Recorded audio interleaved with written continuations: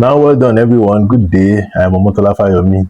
We've been looking at this platform, Complete WAEC Studies, which in a way can help parents of students to understand some strategy to use for WAEC. And in a way, it's set up to help us. I know some of us say, maybe I don't need the do I need this one? I have the school teacher is there or something. It's just to help students. And we've been looking at science class. You know, we nobody like us, we are science people, but it would be unfair not to consider the other classes. So, though I don't teach the other people.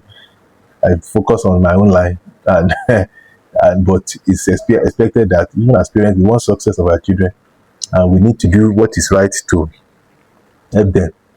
And as we need science people in our society, we also need people from other discipline, commercial and art class. I know our teachers are doing very well in how they handle them in the school. You know, in their school system, they are trying, and though we can still do more, but this is just a platform to help them. Now let's look at commercial class. I think we looked at English the other time, and we've seen maths, general maths is the same thing, and we also will have to look at other subjects like economics, commerce, and financial accounting. Now to economics, let's look at economics now. We click drop down, we go on that platform, click drop down to see it. The paper structure, two papers. Don't forget the strategy we are talking about. It's not that we are talking about this one is this or do you, the strategy for you to get A. My focus is for you as student or for our children to have A's. So the strategy, you have two papers, and those two papers, paper one, which is objective for economics, and it combines micro and macroeconomics theory with application of Nigerian and global economy, critical for business, social sciences, law, admission. So economics here, the paper one is 50 marks MCQ, and that 50 marks, when we were looking at science, the MCQ still at 50, but they are way differently. The objective OBJ, what we call it OBJ, is also MCQ, multi-choice questions. They are way differently. In chemistry, I think it's 25%. In physics, it's 31. But in economy, it's 40%. That means if you put the same effort, say you answer 50 questions, what you get in your grade, you get, if you do well in objective, you do well in objective in economics, do well in objective in chemistry, let's say you get 50-50 or 40-40, this one we can help you to get into the credit range. There is 40 marks with theory, it will help you have more marks. So objective is 40 marks, 40% rather, and theory is 60%. That means it's like half of the whole mark. So you need to take these two seriously.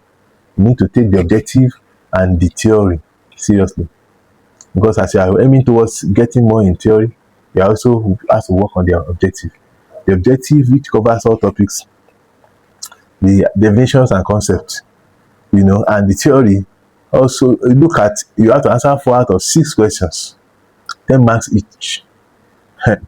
And then that's section A. Section B, you answer 4 out of 6 questions, 10 marks each. That's like how many now? 8 questions, 10 marks. 10 marks. So if you divide those 8 questions, you may be looking at less than 6% for each one that you're answering. Or close to 10% rather. Because if it is 60 marks, 6 divided by 8, it's not up to 10%. So, so you have to take your paper 2 and paper 1 seriously. So let's look at what are the things they ask. You can go on the site, you look, basis of economic concept, demand and supply, theory of production, market structure. Those are ones that frequently show up every exam, and the thing is that when they say exam weight is very high, some of them may come in 5 can have 5 marks of the whole 50 questions, or 6 marks. Instead of you reading a topic that may come as we give you 2 marks, 3 marks, or 1 mark, or you are seeing one that is giving you 5 marks, 8 marks at a go. So you see all those international trade, public finance, development, economics, population, agriculture. And those one don't really do, inflation, unemployment, they are also part of the economics. So these topics now, the reason why they matter, demand and supply, which comes out, in both papers, shift in curve, elasticity, calculation, equilibrium change carries 10 to 15 marks per question. Maybe in theory or something. You see elasticity of demand, market structure, national income concept, money function attack, inflation. You just check it out. Check that platform out. What are the A strategy? Let's look at that. The A strategy is that draw economic diagram for demand supply shift, monopoly profit diagram, PPC. Always draw, label axis, curves, and equilibrium point. Is that drawing can take you up to 3 to 4 marks. So you also can define before explaining. If they ask you to explain, you have to define. Definition may give you 1 to 2 marks. Explanation can give you 3 to 4 marks. Example will give you 1 mark. Diagram, if it's applicable, can give up 2 to 3 marks. Elasticity formula, the formula can also give you some marks. You memorize the formula.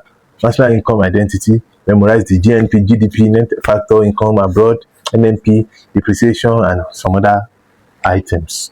So paper 2, it's about answering 8 questions. Don't go and answer 12 questions. Read all questions before choosing which one that you can deal with. In fact, when you enter exam and you see answer 4 out of 6, answer this, read through.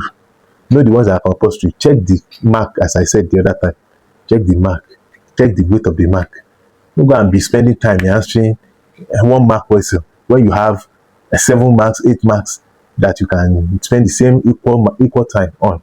The strategy. So use Nigerian example. WAEC loves Nigerian context, especially CBN for central bank, NNPC for oil, Naira for currency, ECOWAS for regional trade. And this shows application and earns extra mark. So note all these things for economics. We'll go to the next subject next time. See you on the next one. Bye.